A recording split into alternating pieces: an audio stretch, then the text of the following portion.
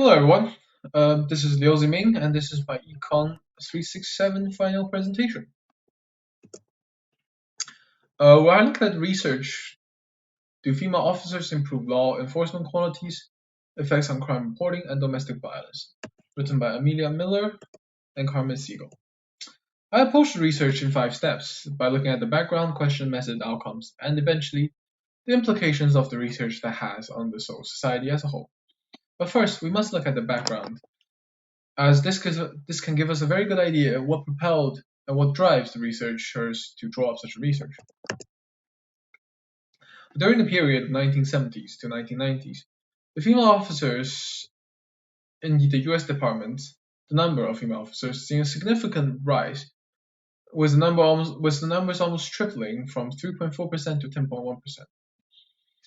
However, this significant increase draws many criticism, whereas the critics are very skeptical about the female officer's ability, and they will go so far as to claim that the increase in the female officer shares are forced by external pressures such as affirmative action plans. And due to this external pressure, the department has to respond. They would lower the standards for female applicants in order to bring on more female recruits, which eventually lowers the average officer qualities and can even lead to resentment and conflicts among the officers. Whilst others doesn't share this view, suggesting that the female officers can actually often use less force and can employ much better communication skills when compared to their male counterparts. They also point out that female police can interact more effectively with female victims, particularly those who suffer from domestic violence, so that the increase in numbers for female officers were actually good for the police departments in the US. But with that knowledge in mind, we must look at the researchers' question, where they aim to find out the effect of increasing female officers have on the quality of policing when dealing with violence against women and domestic violence during the period of 1970s to 1990s. But to find out, the researchers employed a two-phased approach, with the first looking at the increase in the share of female officers, and then looking at the increase in shares due to external pressures caused by affirmative action plans.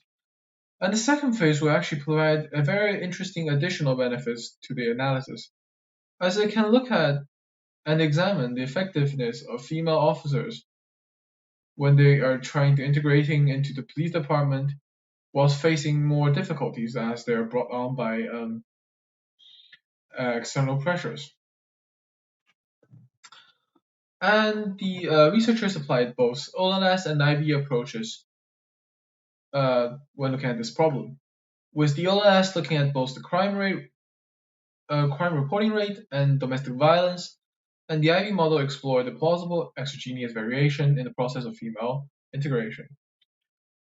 The researchers then made assumptions about the effect of female officers integration have on 3 groups: police, potential criminals, and potential crime victims which the hypotheses need to be proven. They argue that with an increase in the number of female officer shares, it will lead to an increased incentive for potential crime victims to report, and it will also increase the cost of a potential criminal to offend. So it will act as a deterrence by bringing on more female officers, as they would respond more effectively. So to study the crime reporting rate, the researchers look at the hypothesis where with an increase in female officers, that will increase the crime reporting rate by female but not by male victims. They used the data from the National Crime Victimization Survey and derived this formula, where the researchers compute and eventually obtained this table. And this is significant, as in column 1, the coefficient of 1.047 on female officer shares actually indicates that for a 1% increase in female officer share, it will lead to a 1% increase in crime reporting by female assault victims in that region. But more importantly, the data in column 3, the 1.155, can act as a very strong confirmation of the prediction, where the increase in female officer shares will increase the reporting of domestic violence cases. And the estimate indicates that a 7.4% increase in female officer share would increase the reporting of domestic violence by 13.6%, which are consistent with the findings in column 1. Whilst table 3's column 1 data actually provide a very interesting result, where apparently the increase in female officers doesn't actually increase the crime reporting rate for male victims, or the increase in female officer shares does not affect the local view about the quality of policing. So with that, the researchers actually proven the hypothesis where the increase in female officer shares would actually increase the incentives and the actual reportings of female victims reporting about assaults on female victims. So with that in mind, we then move on to the study of the effect of female officers have on domestic violence cases. With the researchers looking at now the improved contact with police, they examine how this improved contact with police would have on the incidence of violence between intimate partners. Well, they first look at the data from the supplemental homicide reports.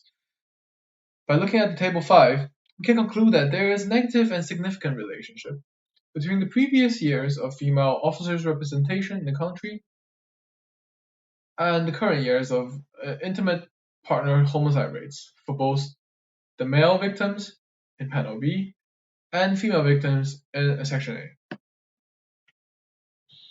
This means that the change in female representation in the law enforcement during the period of 1970s and 1990s had a very, very significant impact on reducing domestic violence cases.